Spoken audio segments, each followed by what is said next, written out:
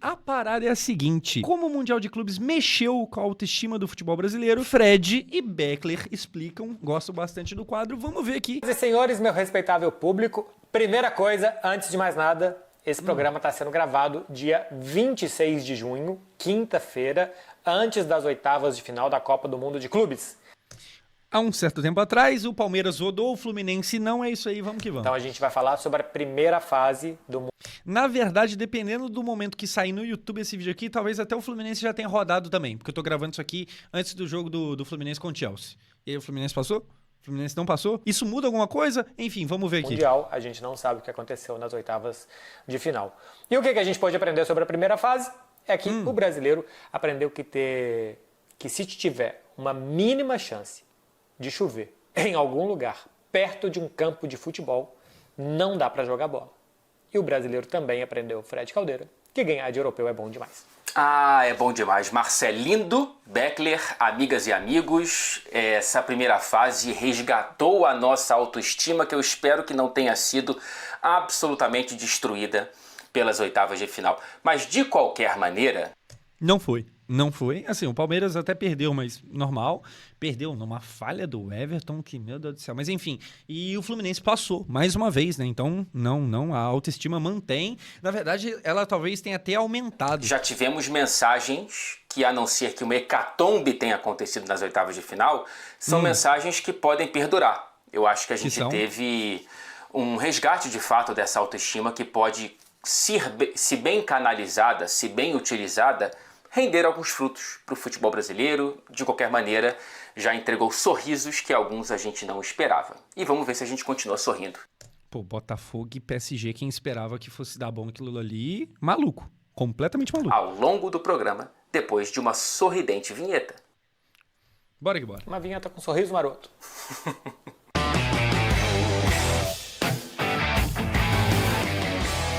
Fred e Beckler explicam. Bom, vamos lá. Marcelinho, dos resultados da primeira fase nos embates Brasil e Europa. Começamos felizes da vida com empates em que os brasileiros mereciam vencer. Primeiro Borussia Palmeiras e e Porto, depois Fluminense e Borussia Dortmund, ambos 0-0. E aí veio a grande catarse alvinegra e Botafogo. nacional também, porque acho que muita gente ficou feliz, não só os alvinegros, mas evidentemente principalmente os botafoguenses, com a vitória sobre o PSG. Pô, eu não conheço ninguém, não sei vocês, eu não conheço ninguém que tenha ficado triste com a vitória do Botafogo em cima do PSG. Todo mundo que eu conheço, inclusive eu, achou aquilo muito foda, tá ligado? Eu não conheço ninguém. Depois veio a vitória do Flamengo pra cima do Chelsea com... Aqui eu já conheço, aqui já fica mais fácil, aqui é bem tranquilo de não ser chegado ao Flamengo, aqui é bem mais suave, mas não sei. Deve ter, se você é a pessoa que odiou o fato do Botafogo ter ganhado o PSG, comente aí. Mas muita superioridade. Aqui eu admirei a qualidade do jogo do Flamengo, porque de fato o Chelsea, praticamente não viu a cor da bola. E a derrota do Botafogo pro Atlético de Madrid, que foi muito mais uma derrota dentro de um contexto do que, de fato, o Botafogo jogando muito pior do que o Atlético de Madrid. Eu acho que se fosse o contrário, antes o Atlético e depois o PSG, o Botafogo teria condições de ter vencido o Atlético de Madrid, então não foi uma derrota muito amarga, foi uma derrota doce. Todos classificados, Marcelo Beckler, para as oitavas de final. E à medida que esses jogos foram acontecendo, não só pelos resultados, mas também pelo que foram os jogos, as pessoas no Brasil foram se animando e questionando primeiro o nível do futebol europeu, depois enaltecendo o nível do futebol brasileiro e, no final das contas, um sentimento de que o brasileiro pode jogar de igual para igual, pode olhar nos olhos dos europeus. Eu acho que a euforia talvez venha, Fred, porque a gente esperava algo muito diferente, ou porque as pessoas esperavam algo muito diferente. Eu acho que se você pegar quase todo mundo que fez vídeo no YouTube simulando o Super Mundial, um monte de gente postou vídeo assim. Eu acho que quase todo mundo, se você for ver, deu ali o Brasil como tipo assim, mano, tá indo pra participar. Tá ligado? Tipo assim, sei lá, Botafogo e PSG, não. Tem que saber de quanto que vai perder. E eu só não fui uma dessas pessoas porque eu não fiz vídeo simulando. Mas se fosse, Botafogo e PSG, não. Tem que saber de quanto que o Botafogo vai perder. Eu faria a mesma coisa, eu só dei sorte, tá ligado? Mas eu seria mais um desses. A partir do momento que deu o jogo e que os brasileiros conseguiram ir bem. Tipo assim, eu acreditava em Palmeiras e Porto. E acabou que o Palmeiras não ganhou do Porto. Mas o Palmeiras, eu colocava fé que tinha chance de vencer do Porto. E teve, né? Só não venceu. Agora, mano, tinha jogo ali que eu falava, não, isso aqui sem chance. Isso aqui é impossível. Surpreendeu muita gente, foi uma surpresa muito positiva. Fluminense e Borussia. Fluminense, assim, o Borussia, ele tá longe de ser, porra, tá na melhor fase da história. Mas Fluminense e Borussia, eu pensei que, é que assim também, eu acho que eu, vocês e quase todo mundo, a gente deu uma subestimada na falta de vontade europeia. E aqui, né, aquele velho papo de parece que a gente tá meio que desmerecendo a coisa. Mas, pô, igual, PSG e Botafogo não passava pela minha cabeça, não era sequer uma hipótese, no segundo jogo do Mundial, o Luiz Henrique meio que tacar time misto. Tipo assim, pô, eu pensei que os caras iam levar um pouco a sério, tá ligado? Tipo, pô, se fosse pra atacar time misto, eu pensei que ele faria isso no terceiro jogo depois de já ter classificado, mas não. No segundo jogo ele falou, quer saber? Foda-se. Aí também, pô, não tinha muito como prever. Positiva, né? Pro torcedor brasileiro, acho que pra boa parte da mídia brasileira também. O Botafogo, o Paris Saint-Germain, esse me surpreendeu bastante, os outros nem tanto. Mas surpreendeu muita gente e gerou essa euforia que a gente viveu nessa primeira fase do Mundial com os brasileiros. Quando eu olho para as expectativas que eu tinha antes desses resultados, eu já imaginava 3 dos 4 classificados para a próxima fase. Era possível e provável que o Palmeiras seguisse adiante. A classificação do Botafogo quase ninguém acreditou. Quem falar que colocava fé ou é mentiroso ou é torcedor do Botafogo. Mesmo para o Flamengo, mesmo para o Fluminense, mas não o Botafogo. Eu imaginava que pelo azar do Botafogo com o grupo da morte, ele seria eliminado sem passar vergonha na primeira fase. Então o Botafogo para mim foi a grande surpresa, né? A grande atuação até a gravação desse programa foi do Botafogo, a grande campanha brasileira foi do Botafogo, por mais que não tenha terminado em primeiro do grupo. Agora a grande campanha já é do time dele. Desse aqui que tá falando, Fred Caldeira, não do Botafogo, já é o Fluminense, né? O time brasileiro do campeonato é o Fluminense. Em segundo no grupo do Botafogo teve méritos maiores do que outros méritos bastante significativos dos brasileiros nessa. Olha o que eu falo. É meio que isso aqui. Pra mim, a fase de grupos do Botafogo foi até melhor que a do Flamengo. Flamengo esse que fez mais pontos, o Botafogo fez 6, o Flamengo fez 7, tá ligado? Só que se você considerar que o Flamengo jogou contra o Esperance e contra o LFC, eu acho do Botafogo, por mais que teve uma derrota a mais ali, eu acho melhor, considerando contra quem que foi e como foi a derrota. Que foi 1-0 que poderia facilmente ter sido 1-0 pro outro lado, uma vitória do Botafogo. E aí, no mais, Palmeiras e Fluminense, respectivamente, as duas piores campanhas. No caso, o Fluminense é pior, na verdade. Primeira fase. Essa euforia, ela vem também com um pouco de...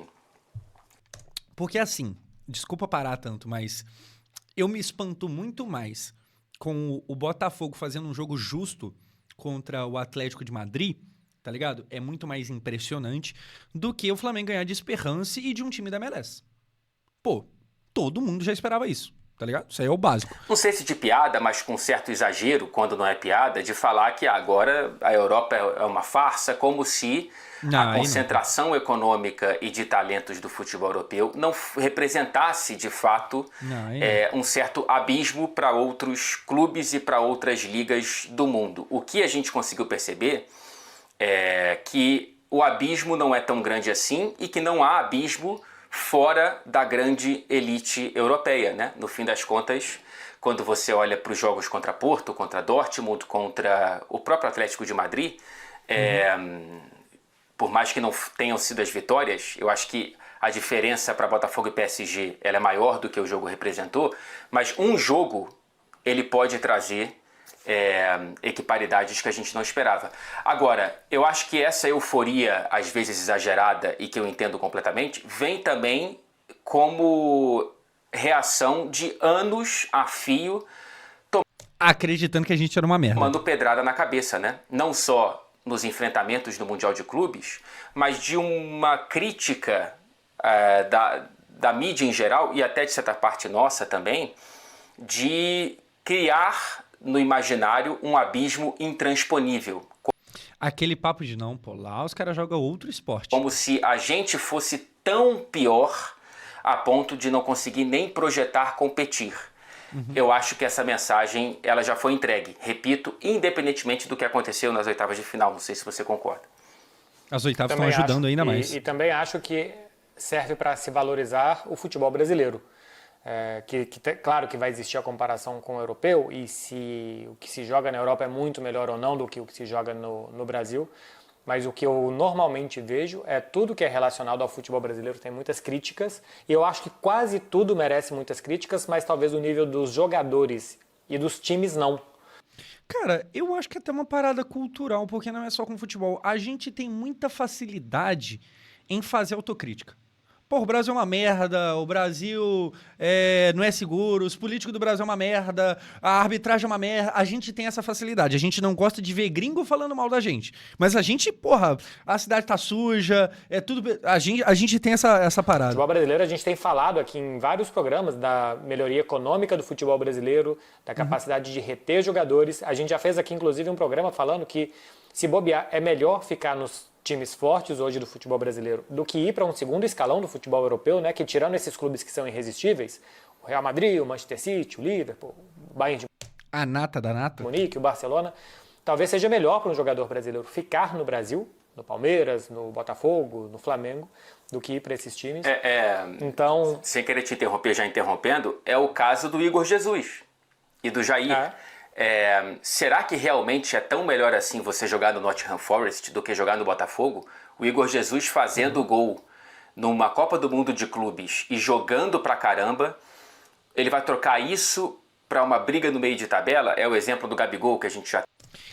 Cara, faz sentido você ir pro Nottingham se você acredita que você tem tanto talento que o Nottingham é só uma escada pra algo maior.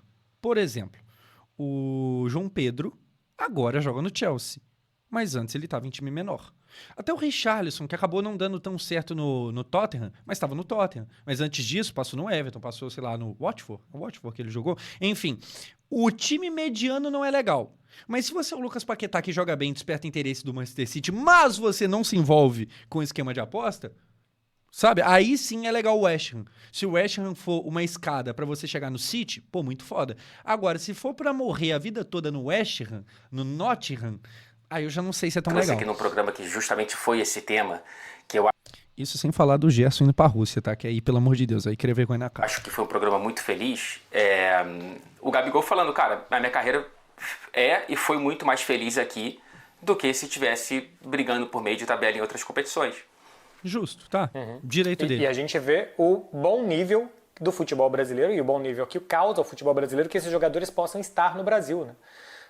O Brasil sofre com a saída de jogadores e não com a dificuldade de sair. Se a gente olha para outros países da América do Sul e se a gente olha, por exemplo, para os nossos colegas correspondentes aqui na Europa de outros países da América do Sul, eles ficam muito felizes que tenham um uruguaio, que tenham um mexicano jogando nas ligas internacionais. A gente não aguenta mais tropeçar em brasileiros estádios afora e a gente quer que os brasileiros fiquem no Brasil para que eles possam fortalecer a Liga Brasileira.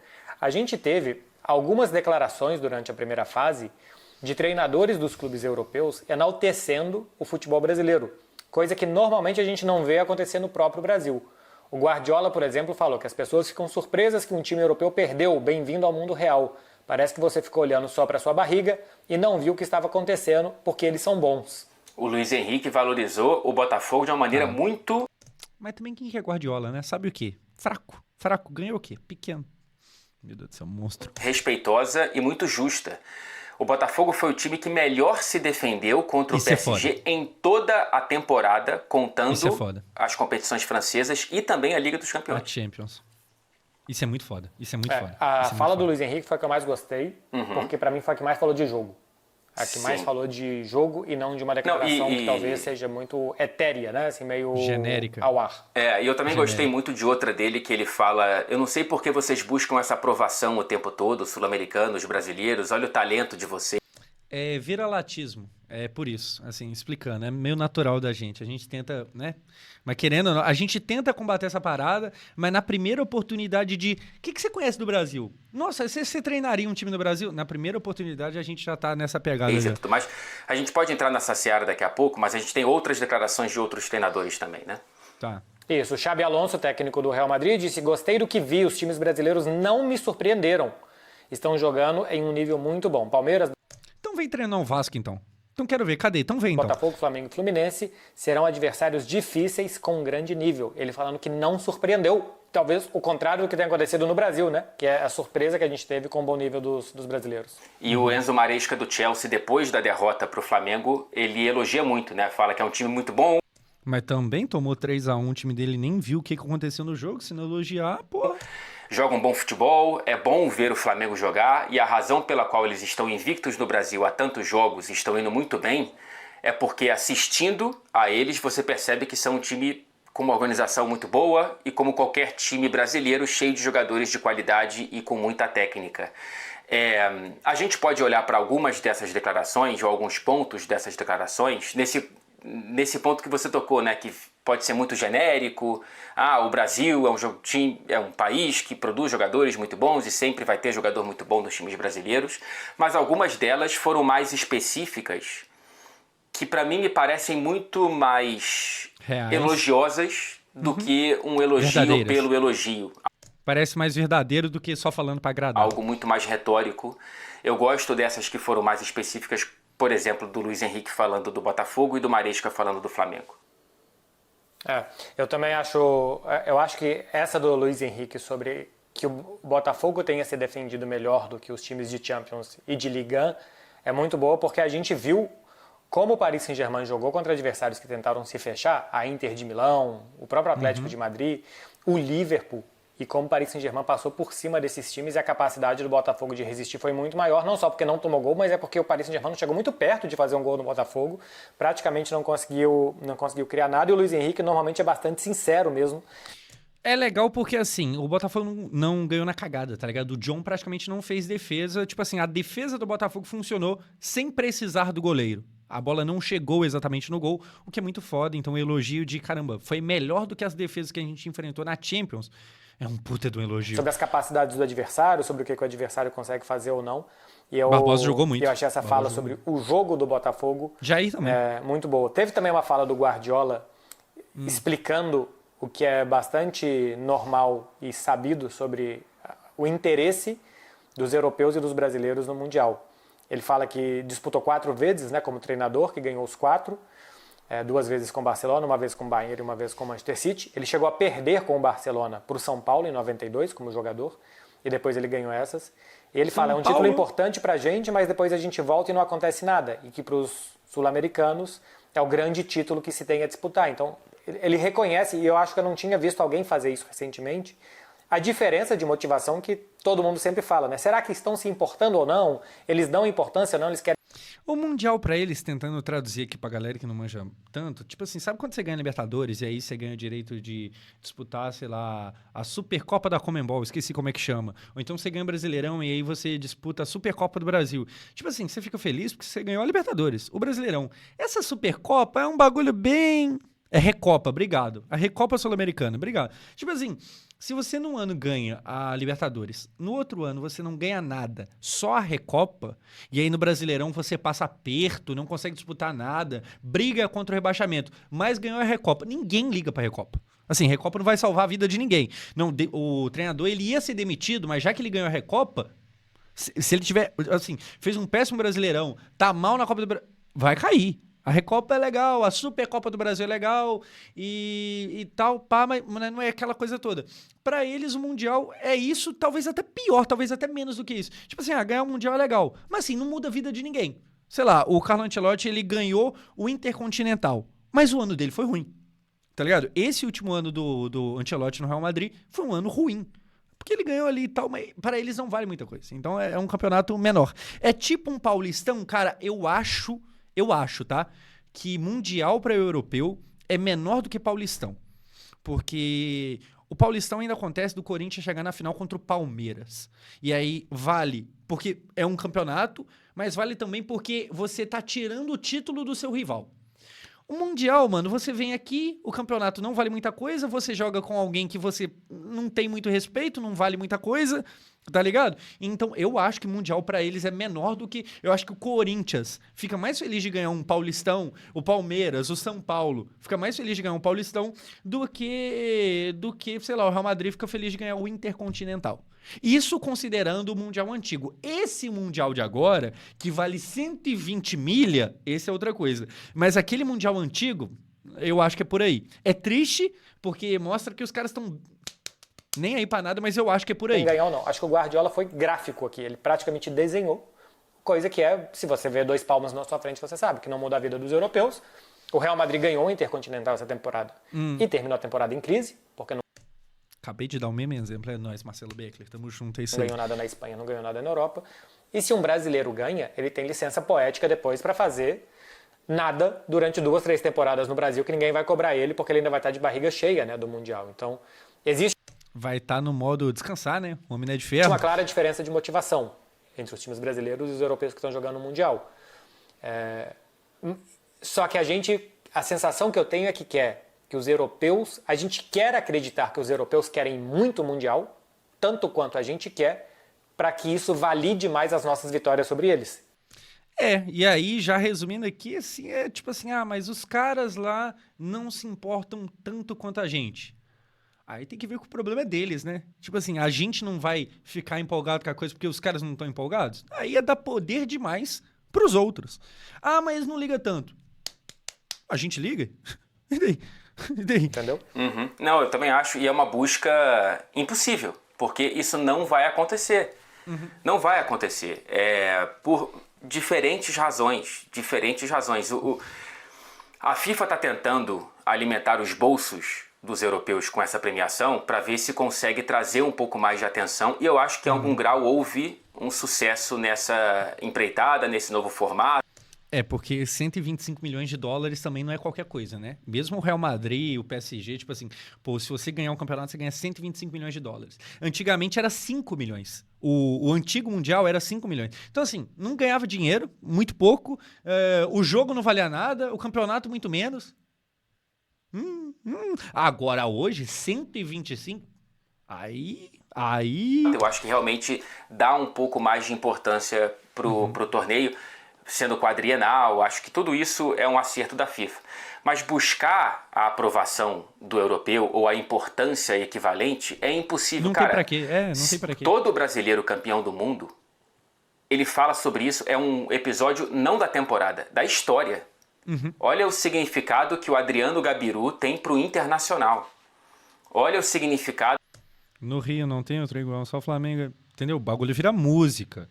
Porra, o Palmeiras é zoado por não ter, tá ligado? Que isso? Que tem as taças do São Paulo, a taça do Flamengo, a taça do Corinthians. São coisas que ficam cravadas na história do clube. E pro europeu que você falou, o Real Madrid ganha e ok. É claro que, sei lá, se o Borussia Dortmund ganhar, vai ter uma importância maior do que teve pro Real Madrid. Mas se um brasileiro ganha, se um sul-americano ganha, se um não europeu ganha, ele volta nos braços do povo. Cara, mas sabe por quê? Tipo assim, um dos porquês isso acontece, obviamente, dinheiro. Mas quanto exatamente? Tipo assim, querendo ou não, parte do que faz ser fascinante pra gente a possibilidade de ganhar um Super Mundial é porque é muito improvável, tá ligado? Eu tirei o bagulho daqui. Eu tava com uma imagem, não vou ter.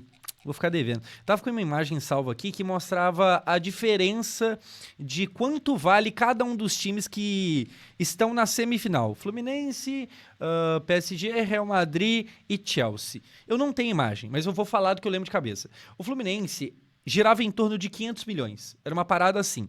E aí, os outros times valiam tipo 8 bi. É isso. Fluminense 550, obrigado. Mas alguém viu a mesma imagem que eu. Nós estamos juntos. O Fluminense girava em torno de 500 milhões. Real Madrid, Chelsea, etc. 8 bi. Então, assim, cara, até olhando em questão de matemática mesmo, tá ligado? A chance da gente ganhar é muito menor. Então, por isso, pra gente vale muito mais. Porque a probabilidade, ela tá completamente contrária a gente. Tá ligado? Imagina chegar com 500 milhões de orçamento para bater de frente com quem tem 8 bi. Pô, é absurdo, é muito desigual. E você conseguir, dentro de campo, em 90 minutos, trazer um nível de igualdade, seja se retrancando ou não, independente, tá ligado? Você conseguir trazer um pouco de igualdade, pô, é muito foda. É muito foda. Eu queria ter imagem, mas enfim, não tem aqui, não achei. Mas é isso, é de 500 milhões para 8 bi. Essa é a diferença e é por isso que a gente fica tão empolgado. Aeroflá, Aeroflu, Aerobotafogo, Aeropalmeiras, porque os caras vão estar lá para fazer uma festa para parar a cidade por 2, 3 dias. Tem que fazer mesmo. E o europeu, se for o City, se for o Bayern, se for o Real Madrid, o cara volta tranquilo e não tem nada, assim, né? Vai direto para a sala de troféus. Então Viado, é bizarro, tá ligado? Não tem sequer uma festinha ali de comemoração e tal. Igual quando ganha a Premier League, porra, tem aquela parada, aquele costume de pegar o ônibus e atravessar a cidade, e aí as pessoas e tal. Igual a gente faz aqui com Libertadores, com título grande. Mas Mundial não. Tá ligado? Mundial não vai ter essa parada. Premier League, sim. La Liga, sim. Mundial Essa não. equivalência é impossível de ser buscada. E você falou sobre o Borussia Dortmund e é curioso exatamente este exemplo, porque se você vai no estádio do Borussia Dortmund, tem lá referência de vários jogadores, de alguns títulos, tem uns blocos de ouro ao redor do estádio do Borussia Dortmund, como se fosse uma calçada da fama. Importante ressaltar que esse valor vem do preço dos jogadores atualmente e não um valor pago. Sim, mas é só pra gente entender exatamente o nível aqui, tá ligado? Mas sim, vem do preço dos jogadores. Né, homenageando os jogadores e tal. E não tem referências muito claras ou destacadas para o time campeão mundial de 97, que ganhou o Mundial em cima do Cruzeiro, mas sim o time campeão da Champions daquele ano, né, que vence a final contra a Juventus. Então, até para o Borussia Dortmund, é um título importante, mas não é o título do seu planeta, como é para os brasileiros. A gente está falando aqui da autoestima do futebol brasileiro, que acho que é um pouco resgatada durante o Mundial. E tem isso, se a gente busca a validação dos europeus ou não, acho que sim, acho que a gente gostaria que eles estivessem jogando com a faca nos dentes, como jogam os campeonatos nacionais e a Liga dos Campeões. Mas acho que a gente também tem a ideia de mostrar que a gente é mais forte do que eles. Se um brasileiro se o brasileiro avança o suficiente no Mundial, a ponto de ganhar um Mundial tão disputado como esse, com tantas fases, com tantos jogos a mais, eu acho que para os brasileiros que se importam tanto e que comemoram tanto, vai ser um feito ainda maior do que os outros de um jogo só, como a gente tinha, ou de 2 jogos, como era. Meu Deus do céu, imagina o Fluminense ganhar esse bagulho. Pô, que isso, maluquice, mas enfim. Então, até os anos 70, que o Santos ganhou, por exemplo, nos anos 60, porque o feito vai ser muito maior. Né? Ganhar esse Mundial é um feito muito maior, independentemente da importância que se dê, do que era no passado pela quantidade de jogos e de enfrentamentos. Até por esse direcionamento econômico e de talentos por consequência da concentração econômica do meio da década de 90 para cá. É muito mais difícil depois disso e agora fica ainda mais difícil por conta do número de jogos contra a elite europeia. Quando você olha para a valorização do futebol brasileiro que essa autoestima entrega, eu espero que seja uma valorização que não esconda os problemas, não é como se a gente estivesse fazendo tudo certo. Eu acho que a pergunta é... Campeonato tá ótimo, a arbitragem tá linda, os gramados perfeitos. Não é por aí. Mas eu acho que prova que se a gente lutar pra ter realmente arbitragem boa, gramado bom e tal, pô, se pá, dá pra ter uma liga legalzinha aqui, hein? Porque sem ter isso, a gente já tá jogando uma bolinha. Imagina se tiver. Eu acho que é esse o caminho.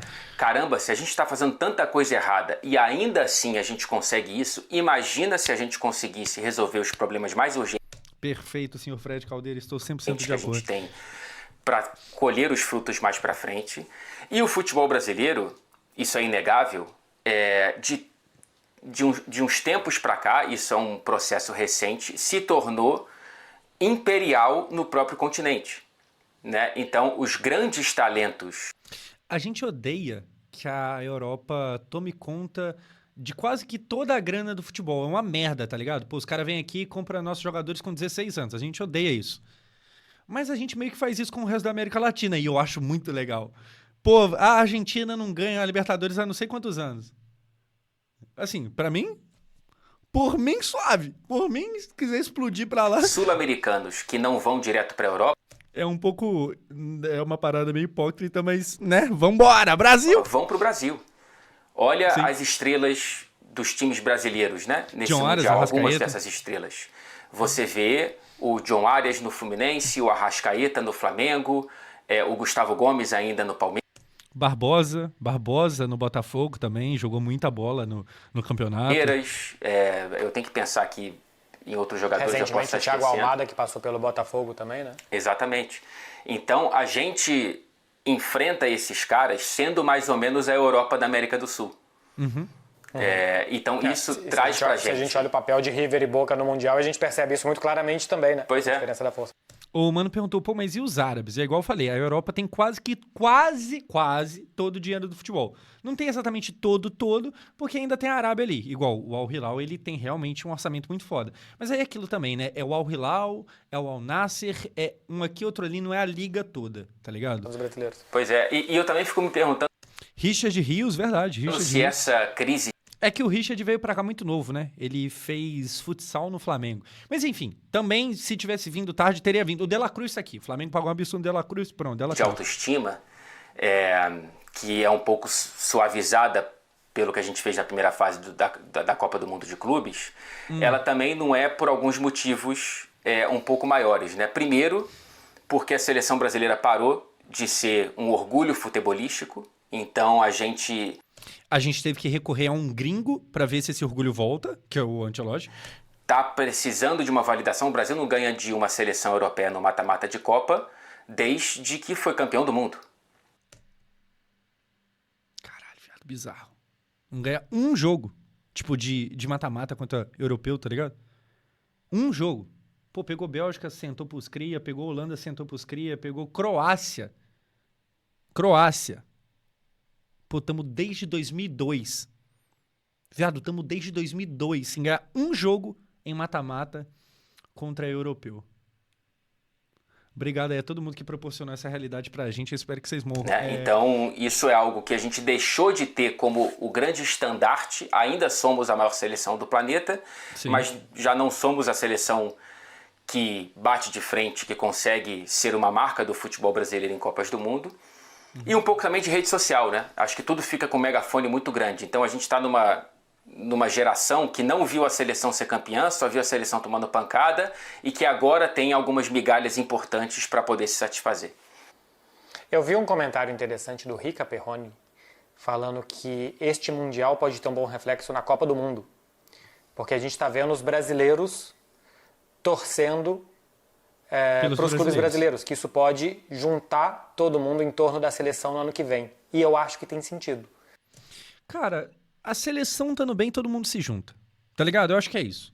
Eu acho que, claro que tem a galera ali que gosta de ser do contra e tal, mas no geral, todo mundo gosta de surrar gringo. Sem falar que no Brasil existe o costume de, às vezes, dia de jogo de Copa virar feriado. A galera que estuda costuma não ter aula e tal. Ou então, mesmo que não vira feriado exatamente, mas na hora do jogo tem empresa que coloca lá uma TV e deixa a galera sem trabalhar podendo ver o jogo. É claro que não são todas. Então, assim, a gente tem muito motivo pra gostar do futebol. Tá ligado? O futebol, ele, mesmo que você não goste, porque ele simplesmente é o que é, eu gosto, porque simplesmente eu quero ganhar dos caras, mas mesmo que você seja uma pessoa que não acompanha, na época da Copa todo mundo acompanha um pouquinho, nem que seja pra não deixar de trabalhar. Então, assim, uma seleção bem, pô, a gente gosta, mano. Ninguém vai falar, nossa, tomara que eu seja eliminado pra eu acordar cedo e vir trabalhar amanhã. Sabe, quem que seria o maluco? Que a gente viu muita divisão nas últimas Copas do Mundo. Outra coisa é que dentro de campo, como é que o time vai se desenvolver. E eu até acho que com uma torcida mais junta vai ajudar o time também, os caras ali. Mas as duas últimas Copas, por contexto político e talvez por alguma coisa de ter gente que torce contra a seleção ou que não se sentia tão abraçada, nesse Mundial que a gente está, que virou um nós contra eles, virou um Brasil versus o resto do mundo, um Brasil contra a Europa, porque também a gente fala do bom desempenho contra os europeus na primeira fase, mas a gente não fala do Mamelodi Sundowns, a gente não fala do Inter Miami, a gente está falando do que a gente conseguiu fazer contra os melhores, mas a gente não está falando que a gente não conseguiu fazer contra uma classe média, média-baixa talvez, do futebol mundial. E que isso pode ter algum tipo de eco na Copa do Mundo do ano que vem. Eu sou um tarado de seleção brasileira. Eu gosto muito. Eu gosto muito de seleção. Eu tenho, tipo assim... Eu acho que todo mundo gosta um pouco, mas eu gosto legal mesmo, tá ligado? Tipo, uma das minhas metas de vida, eu vou ficar muito triste se acontecer de eu morrer antes do Brasil ganhar uma Copa. Se eu morrer sem coincidir um título antes, assim, meio merda. Pra mim, o dia que eu viver o Brasil ganhando uma Copa é uma das paradas... Sabe aquelas paradas que, tipo assim, mano, pô, não posso morrer sem fazer isso. É uma das coisas. Pô, não posso morrer sem o Brasil ganhar uma Copa. Ambiente pro Brasil, e eu acho que vai ter. Por ser no mesmo lugar, na mesma época do ano, um novo torneio internacional, acho que vai ajudar um clima de seleção. Tomara. Eu fico curioso para ver o quanto que isso talvez possa impactar a impressão por convocação. De tirar um pouco essa unanimidade, não nem unanimidade, mas uma impressão da opinião pública média de que o cara que joga muito bem no clube europeu tem que ter vantagem sobre o cara que joga muito bem no clube de ponta do Brasil. Pô, pior que assim, apesar da gente estar tendo um monte de brasileiro, time brasileiro, bem no Mundial, quem que ganhou vaga na seleção? Porque assim, o Fluminense tá com o John Arias, não é brasileiro, tá ligado? Barbosa no Botafogo. O Igor Jesus foi bem, só que aí tá trocando de time, tá indo pra Europa. Já não conta muito, né? O Jair também foi bem, mas tá trocando de time. Quem que não tinha vaga na seleção brasileira e que ganhou vaga no Mundial? Quem? Sei lá, o Martinelli do Fluminense? O Thiago Silva, apesar de velho? Mas, pô, não dá pra, né, atribuir que foi o Mundial que deu... Enfim, o Thiago Silva, ele é foda por si só. Não teve... O Ignacio é brasileiro? Eu nem sei. O Ignacio é brasileiro? Eu sinceramente nem sei. Tipo assim, a gente teve vários times brasileiros indo bem, mas, porra, não teve, tipo assim, o Flamengo. O Flamengo foi muito bem. Pô, venceu lá contra o Chelsea e tal. O Ignacio é BR? Eu nem sei. Mas o pessoal tá falando que sim, legal. É que eu acho estranho. O Ignacio se pronuncia esse G, Ig. Normalmente no Brasil eu ouço mais Inácio, né? Mesmo tendo G. Enfim, mas sei lá. A gente não teve, no Flamengo, por exemplo, o Pedro jogando bem pra caramba. Porque se tivesse, era Pedro na seleção. Não, com certeza, na próxima convocação, o Dorival, Deus me livre, acabou isso já.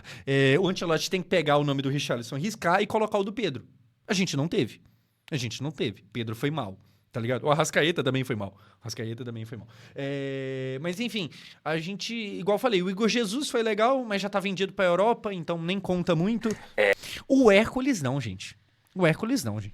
Assim, gente, pensa comigo. Você vai convocar. O Hércules, ele entrou 2 vezes, fez 2 gols muito importantes.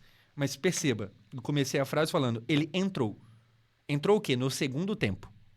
Tá ligado? Você vai convocar um cara que não tem sido nem titular? Talvez seja uma questão de, pô, ele chegou há pouco tempo e tal, pá. Beleza, mas por hora, não, gente. Não, pô, o cara, assim, querendo ou não, ainda é reserva do clube. Ele não vai pular de reserva pra convocado pela seleção brasileira. Não vai. Agora, falando em seleção brasileira, jogador de meio campo, o Andrei no Chelsea. O Andrei que, inclusive, foi convocado pelo Ancelotti na última. O Andrei jogando muita bola.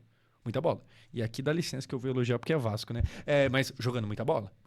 O Bruno Henrique, cara, se o Bruno Henrique hoje tivesse 25 anos, eu estaria fazendo campanha pro Bruno Henrique estar na seleção brasileira. Bruno Henrique do Flamengo. Se ele tivesse 25 anos, eu estaria fazendo campanha. Porque eu acho o Bruno Henrique muito foda. Mas aí a idade e tal, pai, é foda. Talvez haja ainda mais pressão para que um jogador que esteja brilhando nos grandes clubes brasileiros seja priorizado na lista do que um cara que esteja bem num clube médio da Liga Nacional, não é nem do futebol europeu, e sim do próprio país. Talvez isso tenha um reflexo também na pressão. Não, aí é diferente do que o Ancelotti pensa, mas digo na pressão da mídia e do... Tem isso também. Ainda tem o fator, cara, agora é o Ancelotti. Ah, mas a gente talvez ache que... Exemplo, tá? O Martinelli do Fluminense, talvez a gente ache que ele merece sim uma chance na seleção. Tá, mas o italiano, né? O cabeça europeia, o Ancelotti, ele vai achar também? Porque quem convoca é ele, não é a gente. Ah, mas a gente acha, mas quem convoca é ele. Tipo assim, o Mundial talvez mudou um pouco da nossa visão. Mas tem um europeu no comando da seleção. Será que... Martinelli não, isso é forçado. O Martinelli é só um exemplo. Eu tô só dando um exemplo aqui qualquer. Só pra pegar um brasileiro, entendeu? Enfim, entendeu? O ponto é... Tá, a gente talvez mudou de ideia, mas quem convoca não é nós, né? Quem convoca... Os torcedores. Sim. Vamos ver. Uma hora dessa, a gente já pode ter tido o Flamengo tirando o Bayern de Munique ou sendo eliminado pelo Bayern, era a mesma coisa. Graças a Deus, não. Receba. Com Fluminense e Inter de Milão. O certo é que ou Botafogo ou Palmeiras estão muito felizes de estar na quartas de final. Fizeram um jogo feio e o Palmeiras ganhou. Tô dando spoiler aqui pra eles, tá? Não atrapalha, não. Então, o Palmeiras foi um jogo feio, mas ganhou. Aí depois, contra o Chelsea, fez um primeiro tempo horroroso. Mas aí melhorou no segundo tempo, mas perdeu. O Everton lá, paia. Pô, a bola foi em cima dele, ele deu um derrame, sei lá o que era aquilo. Enfim, Palmeiras, paia. Desse Mundial, pelo menos um brasileiro lá, a gente terá. E a gente vai ter 2... Mal sabia ele da felicidade que tava pra chegar. Fred, torcedor do Fluminense, pra quem não tá ligado. Brasileiros agora fazendo o quê, Fred? Saindo um pouquinho de contexto e indo para Out o of nosso context. glorioso Out of Context. Fora de Já contexto. é um quadro meio europeizado com esse idioma. É verdade. Então vamos para o Fora de Contexto. Out of com context. um grande Coloca aí uma funk. caipirinha no fora de contexto. Isso, e um funk, uma batida de funk por baixo. Out of context. Marcelo Bettler, eu hoje pensei, acho que pode ser uma boa nessa questão nessa busca incessante por validação dos europeus. Nós, como brasileirinhos, fazendo parte da diáspora brasileira e morando na Europa já há algum tempo, quando foi que você se sentiu validado pelos catalães? Tá, conversa aqui de quem mora fora, tá? A gente aqui, morador de Chique Bahia, a gente não entende isso aqui, não. Quando eu comecei a falar a língua. Isso foi logo no começo? Eu não lembro direito. Você sabe que eu falava catalão em programas de TV e não falava em conversas. Isso no primeiro Em ano? programa de 1 ano e meio, Pô, não é que ele fala espanhol, ele tá falando catalão. Tá, tudo bem. 2 anos depois que eu tava aqui. Desculpa. Uns 2 anos depois que eu tava aqui. Foi lá pra 2017, assim e tal, eu comecei a arriscar. 2 anos e meio depois que eu tava aqui, eu comecei a arriscar. Eu já conseguia parar e pensar em posts de Instagram para escrever, por exemplo, alguma coisa. Tinha que ir no corretor para ver e tal. Mas programa de TV eu sempre achava mais fácil do que conversa, porque você precisa de mais ritmo, mais improviso e tal. Enquanto isso, a gente aqui falando português naquela de nós vai. E aí, Fred Caldeira, tem uma coisa que eu fiz durante muito tempo aqui. Para quem não sabe, eu fui comentarista de TV aqui por 3 anos.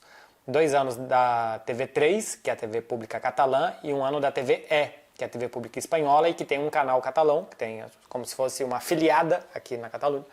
Eu comentei lá por 1 ano um programa que chamava Desmarcados. E eu fazia uma tática antes de cada uma dessas... Caraca, eu jurava que ele tinha ido pra Espanha, porque a TNT mandou ele pra Espanha. Pelo jeito não, ele já estava na Espanha, e aí foi descoberto pela TNT. Acho que o Fred é o contrário, acho que o Fred foi de fato mandado. Enfim, essas maneiro. minhas participações semanais.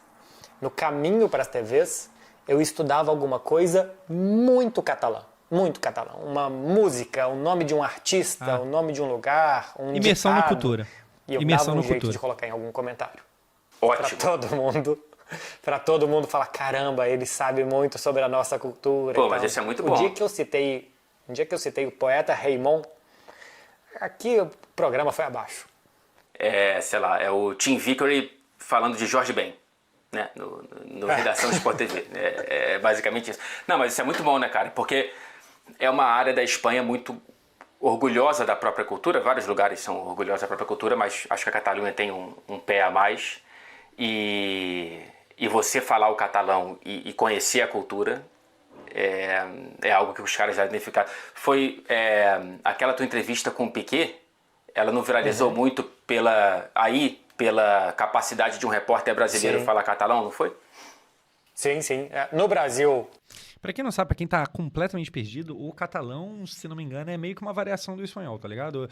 É um tipo de língua que está dentro da Espanha, é falado dentro da Espanha, mas só numa região específica, é meio que isso. viralizou por outros motivos. Sim. Mas aqui foi tema de coluna de jornal e de programa de rádio. Estava numa época muito sobre... Aqui sempre existe um debate linguístico muito grande, o que vai ensinar na escola, se o catalão vai ser obrigatório, se não vai, se a língua vai morrer ou não vai, porque se uma geração não falar, a língua morre. Se os pais não ensinarem para os filhos não vão saber, não vão ensinar para os filhos e vai morrer. Então todas as gerações precisam falar. E aí teve um debate bastante grande aqui por uma semana sobre como o catalão aproxima as pessoas, como que a entrevista ficou melhor, mais divertida, como que um repórter se integrou na cultura aqui via língua e tal, não sei o quê. Então aqui foi instrumentalizada a entrevista com o Piquet para falar sobre a língua, dei entrevista para jornal e para rádio aqui também para falar. Quando eles falam catalão, parece espanhol com árabe. Cara, é bem esquisito. É de fato bem esquisito. É um bagulho muito doido, tá ligado? Sobre isso. Muito bom. Pra Parece mim foi a impossível de primeira aprender. vez que eu consegui beber Rebolar lente... Bebeu? 8 pints. Não, brincadeira. Cara, o idioma é muito bom, né? Assim, por mais que aqui, diferentemente da Catalunha, o inglês já saiba que você, estando aqui, fala inglês porque é uma língua universal, quando eu comecei porque eu vim pra cá falando inglês, mas um inglês muito básico, e o inglês real, ainda mais de Manchester, é muito mais específico, com sotaque muito diferente do que você aprende na escola e nos cursos e tudo mais, e com gírias e etc e tal. Quando eu comecei a pegar um pouco mais isso, vira um negócio engraçado, porque volta e meia hoje em dia eu tô, sei lá, cobrindo um jogo em Londres, e aí tô falando com um jornalista do sul da Inglaterra, e eles ficam meio surpresos que hoje eu falo inglês com o sotaque daqui, em algumas palavras, sabe? Então não é só, sei lá, o sotaque britânico geral, é um sotaque mais específico de Manchester, e aí quando... Eu acho muito foda. Eu acho muito foda. Não entendi, tá, Henrico? Mano, pior que assim, claro, eles, né, eles têm um puta trabalho e tal. Mas eles nem são exatamente ricos não, tá ligado? Pô, os caras não ganham grana igual o jogador. É mais uma questão de estudo mesmo, tá ligado? É mais uma questão de dedicação. É claro que, igual eu falei, eles estão numa posição de privilégio. Porra, olha o trabalho que os dois têm, tá ligado? Um tá morando na Inglaterra pra cobrir o futebol e acompanhar a Champions League e os jogos do City. O outro tá na Espanha pra acompanhar o Barcelona. E, tipo assim, é um trampo muito privilegiado e tal. Mas a questão do saber aqui, apesar de existir o privilégio, eles estão lá, eles se sustentam lá e tal, é mais uma parada de estudo mesmo, tá ligado? É mais uma dedicação e tal. Então, assim, não é exatamente sobre dinheiro, é mais sobre a admiração do esforço deles. Eu tô no grupo aqui com as pessoas daqui, isso também é motivo de um orgulhinho deles, acho. Uma coisa, como você não tem muito o biotipo do brasileiro, mais moreno e tal, você é confundido com locais? Tem gente que acha... Pô, olha o estilo desse vagabundo. Olha, tipo assim, isso aqui é um carioca, mas de fato parece mais que nasceu em Manchester. Tipo assim, tá ligado? Pô, quem acompanha o Fred sabe como que ele se veste e tal, esse bigode, o cabelo. Isso aqui definitivamente parece um italiano, parece tudo, menos Brasil, Rio de Janeiro, tá ligado? Cadê aquele reflexo na cabeça? Cadê? Não tem. Enfim, cadê o cabelo vermelho? Enfim, não tá tendo. Inglês? Não. Eu nunca fui confundido com inglês. O que já me disseram foi achar que eu era italiano. Caraca, o chat matou, hein? O chat matou, hein? Caraca. Iraniano. Iraniano? Pô, o Rodrigo do Real Madrid. O Rodrigo parece muito indiano. Nossa, o Rodrigo parece muito indiano. Espanhol. Porque, no fim das contas, cara, a branquitude deles é outro, né? É outro nível. Então, eu não passo por inglês, mas como o biotipo brasileiro é tão variado, e eu também não entro no estereótipo que eles têm do biotipo brasileiro. É que o Brasil é aquilo, né? A gente é o país que a pessoa pode ser ruiva e brasileira. Tá ligado? A gente tem um pouquinho de tudo. Mas querendo ou não, se você for ruiva, que isso é muito ponto fora da curva. Nunca de primeira acho que eu sou brasileiro, mas nunca acho que eu sou inglês. Tá. Okay. Eu também nunca fui tido como espanhol. Eu tenho biotipo, acho que bastante brasileiro, né? Assim, bem moreno e tal. Cabelo bastante preto. O cabelo tá meio branco, mas tudo bem. Assim, aí é questão da idade mesmo, né? Mas nunca... Também é isso, é italiano. Normalmente sacam que eu não sou de um lugar de língua castelhana como língua mãe. Tá. Que por mais que moro aqui 10 anos e tal, o que sotaque nunca vai perder. Bem espanhol. Então eu não falo... Tem gente de outros lugares que fala que eu tenho sotaque catalão para falar castelhano também. Mas que percebem que local eu não sou.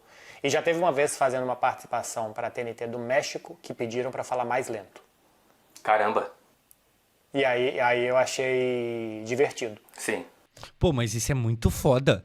Isso é muito foda. Tipo assim, você falando em outro idioma, o pessoal pedir pra falar mais lento. Sei lá, me parece um elogio, tá ligado? Você tá dominando tanto. Porque igual, eu sou o tipo de pessoa que falo rápido. Assim, principalmente quando eu tô nervoso e tal, se eu tô estressado com alguma coisa, o meu natural seria aumentar o fluxo da velocidade que eu tô falando. E aí, igual, quando eu tô fazendo vídeo, eu tô em live e tal, eu quero ser entendido, eu vou controlar um pouquinho melhor o ritmo das palavras, mas no dia a dia, eu vou estar falando que não maluco, tá ligado? No dia a dia, eu sou meio rapidão e tal. Se o cara tá falando em outro idioma rapidão, eu fico propenso a imaginar que ele... Sabe, aquilo tá tão mastigado na mente dele que ele tá falando rápido e a galera tá até tipo, pô, dá uma segurada, vamos um pouco mais devagar. Porque normalmente quando você fala muito rápido é porque você domina aquilo ali, né? Isso. E aí Perfeito. Os mexicanos pediram pra falar mais lento castelhano e tal, pra legal, se pudesse entender melhor. O meu castelhano não é tão bom assim, tão desenvolvido, então pedem pra eu falar mais rápido, porque eu falo muito... Assim, chegamos à conclusão nesse vídeo que talvez seja uma boa você estudar idiomas pra galera aí que ainda não começou antes tarde do que nunca. Ainda mais devagar do que eu falo em português. O meu inglês é bem furado, tá ligado? Eu tenho... Tipo assim, eu praticamente não falo. praticamente não falo. Mas hoje em dia, vira e mexe, aparece algum vídeo aqui e vocês percebem que uma coisa ou outra eu entendo e tal. Então eu me viro entendendo, mas deveria mais. Deveria saber mais, estude. Assim, o pouco que eu sei, eu tô meio que... Josão domina inglês. Dominar quem dera. Hoje em dia eu ainda me viro. Só que assim, cara, eu estudei em escola ruim, tá? Eu saí da escola sem saber nem o to be, assim como quase todo mundo. Eu, tipo assim, hoje eu ainda sei muito pouco, mas eu ainda me viro. Eu pelo menos me viro.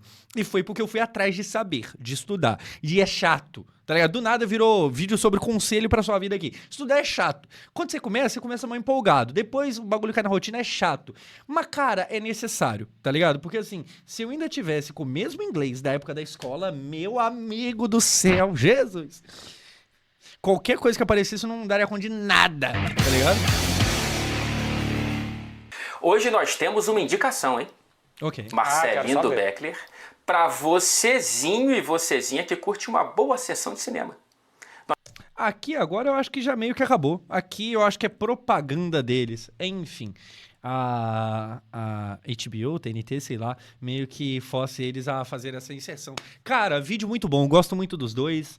É um papo meio diferente, é um papo mais sério e tal, tá ligado? Uma parada mais jornalismo, é menos hahaha e tal. Que é legal também você dar uma risada, hora ou outra com o Victorando, mas você, por exemplo, parar um pouco aqui pra conversar um pouco mais sério também é um bagulho que eu gosto. Eu tenho muito dessa parada. E se você gosta desse tipo de conteúdo, nós estamos juntos. Eu gostaria de trazer um pouco mais deles dois aqui, tá ligado? A elegância deles é legal. Não, eu gosto muito dos dois. O Fred, então, meu Deus do céu, o Fred, ele transforma uma frase que poderia ser bem tranquila num bagulho que você ouve ele falar e você fala, caralho, viado.